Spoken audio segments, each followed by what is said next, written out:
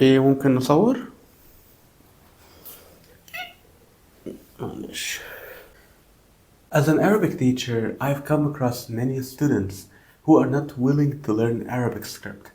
Some of them have been learning Arabic for years, but they still want everything to be written in transliteration. I'm Ahmad, and if you're passionate about Arabic, hit that subscribe button, give us a like, and let's dive right in. So, should you actually learn Arabic script as an Arabic learner? The short answer is yes. And in this video, we will go over a couple of reasons not to learn Arabic script, and I'll comment on each one of them. Then we will go over the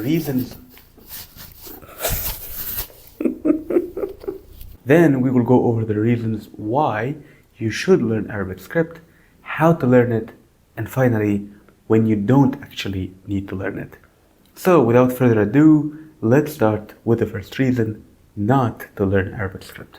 Reason number 1. It's too hard, man. I'm already making a lot of effort to learn new sounds. And it's a whole nother world. Why do I need to add insult to injury, bro?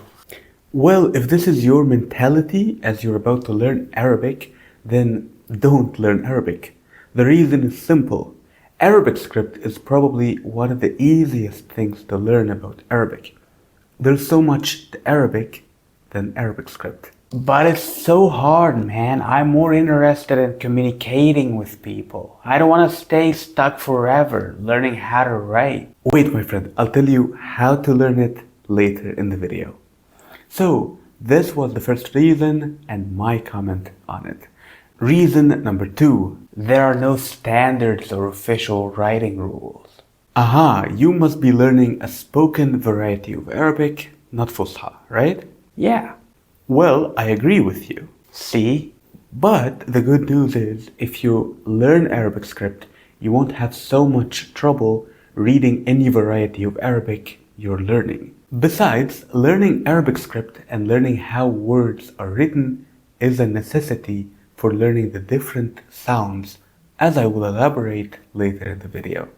So now that we've seen the reasons not to learn Arabic script, let's talk about the reasons why you should learn it. I want to learn how to speak, man. Do infants start learning their first language by learning how to read? You said it, infants. Are you an infant? There are differences between an infant learning their first language and an adult learning a foreign language. One difference is that we adults can't hear foreign sounds correctly anymore without conscious training. According to Dr. Janet Worker, as far as I understood, at 10 to 12 months of age, a child becomes unable to hear sound differences that are not used in their own language. I'll give you an example. A 1-year-old Japanese child can't hear the difference between ra and la. So in a way, as an adult, you have to see a sound in order to be able to produce it correctly. You can learn, but it doesn't happen automatically the way an infant learns. Let me give you a personal example from learning Russian. And that's just one example. I've heard the phrase good night so many times. I always heard it as spokojna noc. But it was only like a year after learning it that I realized it was very different. It was actually spokojnej nocy. I still don't know how good I'm pronouncing it. I went from spokojna noc to spokojnej nocy. The only reason I learned this was when I saw it written. No matter how many times I had heard it before, I never heard it 100% correctly. Reason number 2, Arabic is a language of roots. Roots play a huge role in the language. Additionally, we have sounds that are different to us, but are not as different to a foreigner. The difference between ha and kha may not be easy to distinguish as a foreigner. Just the same way it's not easy to distinguish P from B for Arabs. What are you trying to say, Ahmad? Do you know the word wa'if? That's fell, right? No, the other one is wa'a. The reason why you thought this was what it meant is that it sounds a bit similar. But if you know how it's written, you'll know that this word comes from a very different root. واقف comes from the root واو قاف ف, while واقع comes from the root واو قاف عين.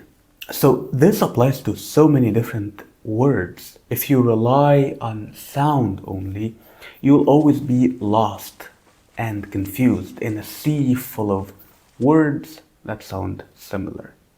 Reason number 3, speed up your learning process. You can't keep learning and advancing only by hearing and listening. When you know how the language is written, you can read from a book, you can more easily look up words and do research and make use of technology. You can text people, you can understand ads and enroll in different classes while not feeling that you're always left behind because you're not able to read. In a nutshell, you can't be taking the language seriously if you can't read it. Okay, how can you learn it? Okay, I got you, my friend. I know it's important, but it's always encouraging when you're able to speak. It's fun to watch a film or listen to a song. Don't you agree that reading is more tedious? It doesn't feel like you're learning a language when you're just learning how to read and write. Well, I agree. There are 2 ways I suggest you follow to learn Arabic script.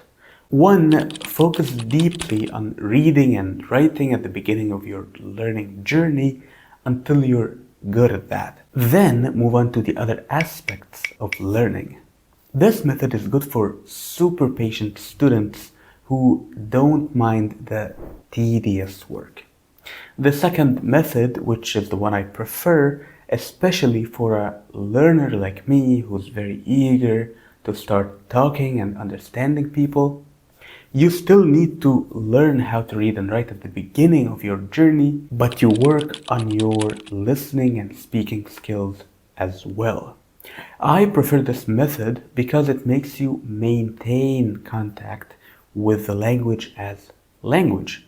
Because let's face it, a language is, yes, more about listening and speaking than reading and writing.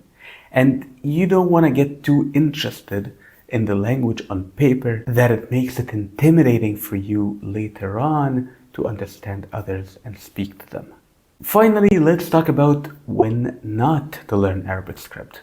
This is when you don't have any long-term goals with Arabic. If all you want is just literally learning a few phrases because you're about to close a deal with an Arab, or because you're traveling to Egypt, for example, for a few days and are unlikely to return, that's when I can tell you that it may not be actually the best investment of your time to learn Arabic script.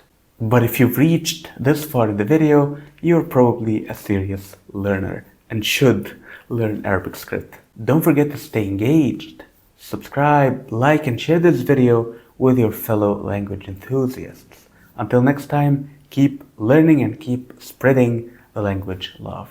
I'm Ahmad, signing off from اتكلم مصري, learning Arabic.